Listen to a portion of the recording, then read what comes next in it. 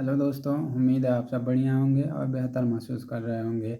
इसके पहले वाले वीडियो में हमने पढ़ा था मेथड ऑफ टीचिंग इंग्लिश। आज हम लोग पढ़ेंगे अप्रोचेस ऑफ टीचिंग इंग्लिश। तो अप्रोचेस का मतलब होता है दृष्टिकोण, यानी कि टीचिंग इंग्लिश के कौन कौन से दृष्टिकोण होते हैं, किस दृष्टिकोण के माध्यम से हम इंग्लिश का टीचिंग करते हैं, उसके बारे में आइए जानते हैं। सबसे पहले कह रहा है व्हाट इज एन अप्रोच, यानी कि दृष्टिकोण क्या है, एक दृष्टिकोण क्या है। एंथोनी नाम के एक ऑथर ने डिफाइन किया है। Anthony defines approach in these words, ठीक है ना। तो एंथोनी ने कहा है कि अप्रोच नामक शब्द में it states A point of view, यह जो है एक पॉइंट ऑफ व्यू का कथन करता है, और फिलासफी, ठीक है, या फिर उसके फिलासफी को बताता है। Which one beliefs but can not necessarily prove, जिस पर विश्वास तो किया जा सकता है लेकिन उसे आवश्यक तरीके से प्रूव यानी सिद्ध नहीं किया जा सकता है, ठीक है। This an approach refers to the actual nature of the language and how it is thought by the teacher and learn by the people, ठीक है ना। तो अप्रोच जो होता है वह लैंग्वेज के एक्चुअल नेचर को बताता है और किस तरह से टीचर इसको पढ़ाते हैं और किस प्रकार उनके शिष्य जो है इसको सीख पाते हैं, किस दृष्टिकोण से सीख पाते हैं, इसी के बारे में बताना है। तो सबसे पहले हम पढ़ेंगे द स्ट्रक्चरल अप्रोच के बारे में। तो आइए देखते हैं स्ट्रक्चरल अप्रोचेस होता क्या है। तो कह रहा the term structural approach is believed to be a method of teaching English, ठीक है ना। तो यह जो है स्ट्रक्चरल अप्रोच जो है वो भी एक मेथड ऑफ टीचिंग इंग्लिश, यानी कि टीचिंग इंग्लिश का एक मेथड के अंतर्गत ही आता है। But the fact is that, लेकिन जो फैक्ट है it is not a method, यह एक मेथड नहीं है। तो स्ट्रक्चरल अप्रोचेस जो होता है यह भी जो है इंग्लिश टीचिंग के मेथड के अंतर्गत ही आता है, लेकिन जो स्ट्रक्चरल अप्रोच है वह मेथड नहीं है। In is a method we come to know how a particular item is to be thought, ठीक है ना। तो इस मेथड में यह पढ़ाया जाता है कि एक पार्टिकुलर आइटम का मतलब होता है एक पार्टिकुलर पाठ्यक्रम को किस प्रकार पढ़ाया जा रहा है, ठीक है ना। अब आगे देखते हैं। अब हम देखते हैं टाइप्स ऑफ स्ट्रक्चर के। तो इसके पहले स्ट्रक्चरल अप्रोच के बारे में देखे थे, अब हम जानेंगे टाइप्स ऑफ स्ट्रक्चरल अप्रोच होता क्या है। There are different types of structure, basically we may divided into 4 different categories, ठीक है ना। तो जो टाइप्स ऑफ स्ट्रक्चर होता है उसको 4 डिफरेंट कैटेगरीज में डिवाइड किया गया है। पहला है सेंटेंस पैटर्न, दूसरा है फ्रेज पैटर्न, तीसरा फार्मूला और तीसरा आइडम्स, ठीक है ना। तो आइए देखते हैं सेंटेंस पैटर्न होता क्या है। द सेंटेंस में बी ऑफ डिफरेंट डिजाइन, जो सेंटेंस होता है वह डिफरेंट डिजाइन का हो सकता है, जैसे राम इज माई ब्रदर, शील इज नॉट माई फ्रेंड, ठीक है ना। तो यह जो सेंटेंस पैटर्न होता है वह डिफरेंट डिजाइन हो सकता है, जैसे यहाँ पर राम इज माई ब्रदर, या एक दूसरा सेंटेंस हो गया शील इज नॉट माई फ्रेंड, यह जो है दूसरा सेंटेंस हो गया। यानी कि सेंटेंस पैटर्न में कोई भी सेंटेंस जो होता है वह सेम नहीं होता है, ठीक है। तो सेंटेंस पैटर्न में जो सेंटेंस होता है वह डिफरेंट डिजाइन में होता है, ठीक है। दूसरा कह रहा है फ्रेज पैटर्न। फ्रेज पैटर्न क्या होता है, तो the different types of phrase pattern are in the room, under the bunch, on the table, into the well, ठीक है ना। तो यह फ्रेज पैटर्न जो होता है ग्रुप ऑफ वर्ड्स होता है, ठीक है ना। यह भी सेंटेंस की तरह ही होता है लेकिन सेंटेंस होता नहीं है, यह जो होता है ग्रुप ऑफ वर्ड होता है। जैसे देखिए इन भी आपका एक वर्ड है, द भी वर्ड है और रूम भी आपका वर्ड है, यह तीनों मिलकर जो है यह जो है ग्रुप ऑफ वर्ड बन गए हैं जिसको वाक्यांश कहा जाता है, ठीक है। यहाँ भी देखिए under the bench, on the table, into the well, यह ईटीसी, ठीक है ना। तो जो फ्रेज पैटर्न होता है वह डिफरेंट टाइप्स का पैटर्न होता है, जैसे इन the room, under the bunch, on the table, into the well, यानी कि फ्रेज पैटर्न भी क्या होता है सेम नहीं होता है। तीसरा है फार्मूला। तो फार्मूला का मतलब क्या होता है, it means A group of words, ठीक है ना। फार्मूला जो होता है शब्दों का एक समूह बताता है, यूज रेगुलरली, जो रेगुलरली यूज होता है ऑन सर्टेन ऑकेशन, ठीक है। जैसे हम डेली गुड इवनिंग बोलते हैं, थैंक यू बोलते हैं, गुड मॉर्निंग बोलते हैं, ये सभी ये फार्मूला के अंतर्गत आता है। चौथा आपका जो दिया है वह है आइडम्स है, ठीक है। तो आइए देखते हैं आइडम्स क्या होता है। There are the group of words that must be thought as a whole and not a separate ones, ठीक है ना। तो जो आइडम्स होता है यह भी ग्रुप ऑफ वर्ड्स होता है लेकिन must be thought as a whole and not a separate one, ठीक है। लेकिन यह जो है पूर्ण तरीके से पढ़ाया जाता है, जैसे एग्जाम्पल में लीजिए इन द टीथ हैव, ठीक है ना, इन ब्लैक एंड वाइट, यह जो है आइटम्स होता है वह जो है उस चीज़ को बताता है, ठीक है। अब कह रहा है कि ऑब्जेक्टिव ऑफ स्ट्रक्चरल अप्रोच है, तो इसको अगर आप पढ़ना चाहें तो पढ़ सकते हैं, नहीं तो ऑब्जेक्टिव ऑफ स्ट्रक्चरल अप्रोच को अगर आप पढ़ना चाहें तो पढ़ सकते हैं, नहीं तो ये आपको पूछता नहीं है एग्जाम में, ठीक है। आप सामान्य जानकारी के लिए इसका नोट्स बना सकते हैं और इसको पढ़ सकते हैं। आइए आगे देखते हैं प्रिंसिपल ऑफ स्ट्रक्चरल अप्रोच, यानी कि स्ट्रक्चरल अप्रोच के कौन कौन से प्रिंसिपल्स होते हैं, आइए देखते हैं। तो कह रहा है principle of structural approach, there are some principles on which the structural approach is based, ठीक है ना, यानी कि जो स्ट्रक्चरल अप्रोच होता है वो किस किस प्रिंसिपल पे आधारित होता है उसी के बारे में जानना है। सबसे पहले कह रहा है इम्पोर्टेंस ऑफ स्पीच, तो जो स्पीच का जो इम्पोर्टेंस होता है उसके बारे में बताता है। जैसे कह रहा है in the learning of a language speech is more important than reading and writing, ठीक है ना। इसके कहने का मतलब होता है जो स्पीच होता है वह रीडिंग और राइटिंग से ज़्यादा इम्पोर्टेंट होता है। The reason is that language is learn only first the speech, कहने का मतलब ये है जो लैंग्वेज होता है वो सबसे पहले हम किसके माध्यम से सुनते हैं, भाषण के माध्यम से, यानी कि बोलचाल के माध्यम से ही सबसे पहले हम स्पीच को सीखते हैं, ठीक है। Speech become the basis of accurately other skills like reading and writing, उसके बाद हम अदर स्किल को सीखते हैं जैसे reading writing. In structural approach speech is given more important, ठीक है ना। तो जो स्ट्रक्चरल अप्रोच होता है उसमें स्पीच को सबसे अधिक इम्पोर्टेंस दिया जाता है, ठीक है। तो पहला था प्रिंसिपल ऑफ स्ट्रक्चरल अप्रोच में इम्पोर्टेंस ऑफ स्पीच। दूसरा कह रहा है teacher language and not about it, ठीक है ना। अगर आप एग्जाम में यह सब नहीं लिख पाते हैं तो केवल प्रिंसिपल ऑफ स्ट्रक्चरल अप्रोच में यह हेडिंग भी लिख देंगे और एक एक लाइन लिख देंगे तब अच्छे से नंबर पा जाएंगे, ठीक है।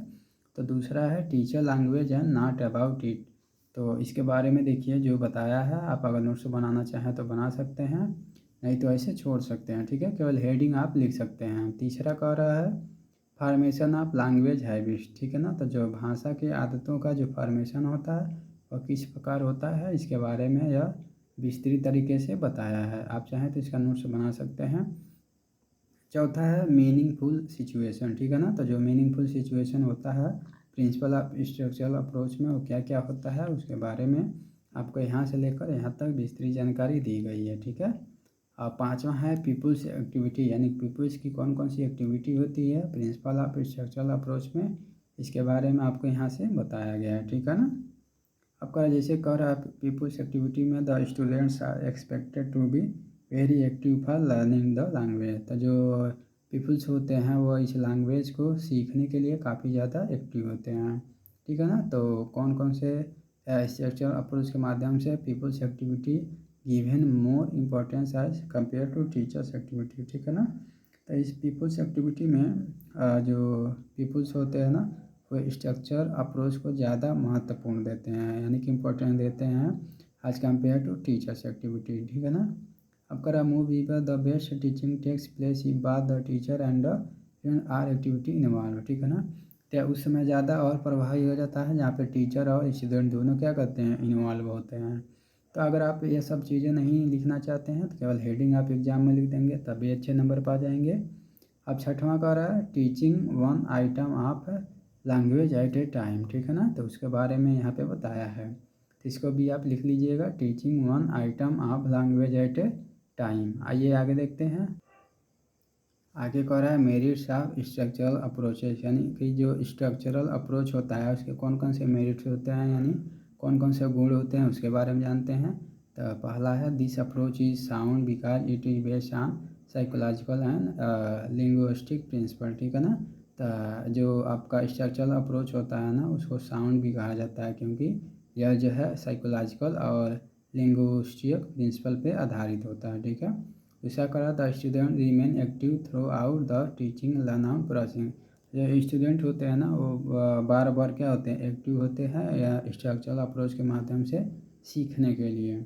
तीसरा दिया sufficient practice is provide after the introduction on very structure, ठीक है, therefore a natural assimilation of the language takes place, ठीक है। चौथा इस तरह से दिया है तो आप मेरिट्स ऑफ स्ट्रक्चरल अप्रोच को लिख सकते हैं और इसको समझ सकते हैं।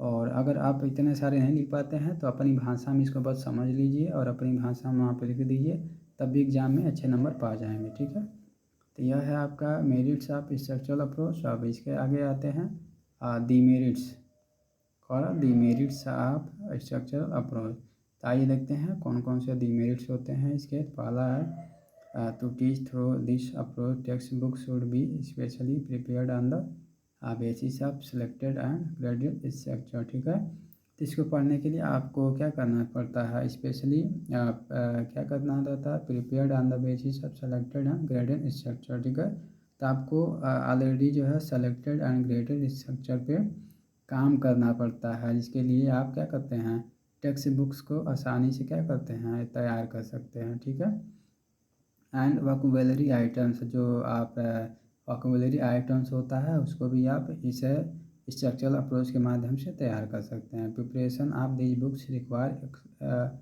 एक्सपर्टाइज। ठीक है ना, तो इस तरीके से अगर आपको ज़्यादा समझ में नहीं आता है तो इस चीज़ को पढ़ के जाइए, और एग्ज़ाम में थोड़ा बहुत भी अगर आप इस भाषा में लिख देते हैं तो आपको अच्छे नंबर मिल जाएंगे। ठीक है ना, जैसे कि मैंने भी एग्ज़ाम में ऐसे ही लिखा था तो मुझे भी अच्छे नंबर मिले थे। तो आइए अब आगे देखते हैं। तो दूसरा दिया है सिचुएशनल अप्रोच। तो सिचुएशनल अप्रोच क्या होता है, आप देख सकते हैं, the structural approach is associated with the situational approach language is thought in the real life situation. ठीक है ना, तो जो स्ट्रक्चरल अप्रोच होता है वो सिचुएशनल अप्रोच से क्या करता है, एसोसिएट करता है, और language is thought in real life situation. तो जो हम अपने रियल लाइफ सिचुएशन में जिस लैंग्वेज को पढ़ते हैं उसकी सहभागिता होती है, किसकी, सिचुएशनल अप्रोच की। By this way we learn to link words. ठीक है ना, तो इसके माध्यम से हम लिंक वर्ड को क्या करते हैं, तैयार करते हैं, सेंटेंस से एंड देयर मीनिंग्स, और उसके मीनिंग को भी इन आवर मदर टंग, किस भाषा में, तो अपने मदर टंग में। ठीक है, अब करा throughout reference to real object pictures actions etc। ठीक है ना, in learning English the situation replace translation drills to are in real situation making them meaningful. The meanings of a word are thought not at the same time but at different times in different situation। ठीक है ना, तो इस प्रकार आप यहाँ से यहाँ तक अच्छे से पढ़ सकते हैं। इसको रटने की ज़रूरत बिल्कुल नहीं है, बस एक बार अच्छे से इसको पढ़ लीजिए और पढ़ के जाइए एग्ज़ाम में। उम्मीद है आप अच्छे से लिख पाएंगे कि सिचुएशनल अप्रोच होता क्या है। ठीक है, यहाँ पे 2-3 एग्जाम्पल दिया, जैसे my father went to bank, the boy was sitting at the bank of the river, you can bank upon me. ठीक है ना, तो इस प्रकार आप यहाँ से यहाँ तक लिख सकते हैं। सिचुएशनल अप्रोच क्या होता है इसके बारे में अच्छे से बता सकते हैं। अब इसके कह रहा है आर्गूमेंट इन फेवर। ठीक है ना, तो जो स्ट्रक्चरल अप्रोच होता है उसके कौन कौन से, सिचुएशनल अप्रोच जो होता है उसके कौन कौन से आर्गूमेंट का मतलब मेरिट ही हुआ। ठीक है ना, जो सिचुएशनल अप्रोच होता है उसके कौन कौन से मेरिट्स होते हैं, तो यहाँ पे दिया हुआ है, it increase memory power of the student. जो सिचुएशनल अप्रोच होता है वो क्या करता है, स्टूडेंट के मेमोरी पावर को इंक्रीज करता है। ठीक है ना, इसी प्रकार दूसरा मेरिट दिया हुआ है इसका, this approach makes the teaching learning process more lively exciting and interesting. इसी तरह तीसरा, चौथा और पाँचवा इस मेरिट को आप सिचुएशनल अप्रोच के अच्छे से पढ़ सकते हैं। और आगे दिया हुआ है आपको डीमेरिट्स, कि डीमेरिट्स कौन कौन से होते हैं। तो आइए देखते हैं कौन कौन से डीमेरिट्स हैं। तो इस प्रकार आपके सामने दिख रहा होगा, यह आपका डीमेरिट्स है। तो यह जो 5 डीमेरिट्स हैं वो आप अच्छे से देख सकते हैं और एग्ज़ाम में लिख सकते हैं। ठीक है ना, तो आप अच्छे से देख लीजिए और इसका नोट्स बना लीजिए ताकि एग्ज़ाम में आप बेहतर तरीके से लिख पाएँ। ठीक है, अब आगे चलते हैं, कौन सा अप्रोच है, कम्युनिकेटिव अप्रोच। ठीक है, तो आइए देखते हैं कम्युनिकेटिव अप्रोच होता क्या है। तो कह रहा है कि कम्युनिकेटिव अप्रोच क्या होता है, तो English is an international language. जैसा कि इंग्लिश एक इंटरनेशनल लैंग्वेज है, इट बाइंड सोशल ग्रुप, यह जो है सामाजिक ग्रुप को क्या करता है, बांधने का काम करता है।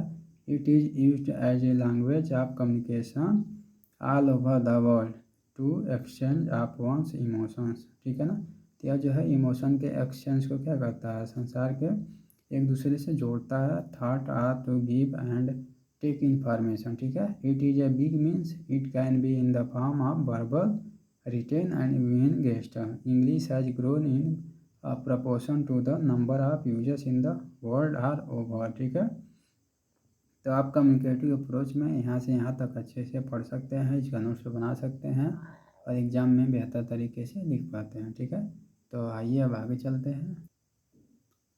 तो आइए देखते हैं कौन कौन से कम्युनिकेटिव अप्रोच के कौन कौन से प्रिंसिपल्स होते हैं। तो ये आपके सामने दिख रहा होगा। अगर आप इसका नोट्स बनाना चाहें तो अच्छे से बना सकते हैं, नहीं अगर बनाना चाहें तो आप इसको छोड़ सकते हैं।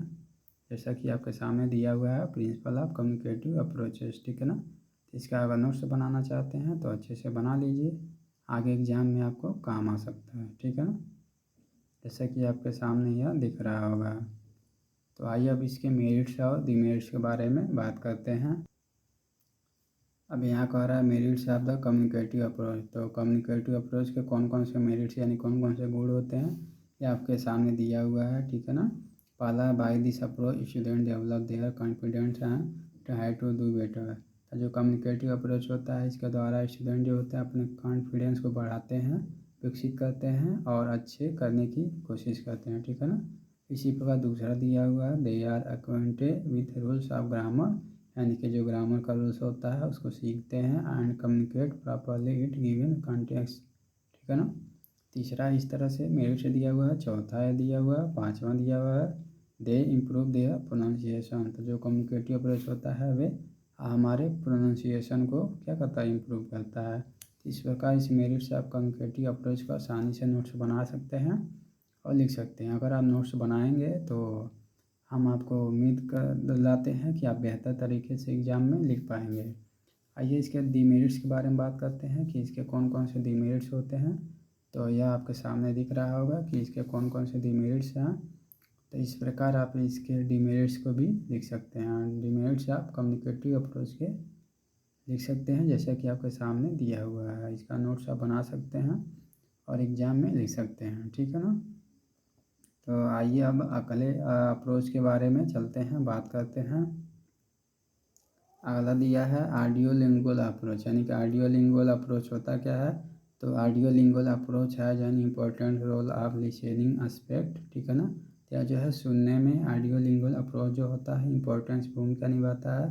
Basically all four skills are important but the approach believes that child is able to speak his mother tongue. ठीक है ना, तो जो चार स्किल्स होते हैं सुनना, बोलना, पढ़ना, लिखना, वो जो है वो इम्पोर्टेंट होते हैं, लेकिन बट दिस अप्रोच बिलीव्स। ठीक है ना, लेकिन यह ऑडियो लिंगुअल दृष्टिकोण जो होता है विश्वास दिलाता है कि child is able to speak his mother tongue. ठीक है ना, बच्चा जो होता है अपनी मातृभाषा में ही बोलने का योग्य होता है प्रॉपरली, यानी उचित तरीके से। Because of is practice in listening aspect. ठीक है ना, यानी कि बच्चा जब पैदा होता है वो जो भी सुनता है उसी को सीखता है। ठीक है ना, सबसे पहले वो अपनी मातृभाषा को ही सुनता है और सीखता है किसके माध्यम से, तो ऑडियो लिंगुअल अप्रोच के माध्यम से।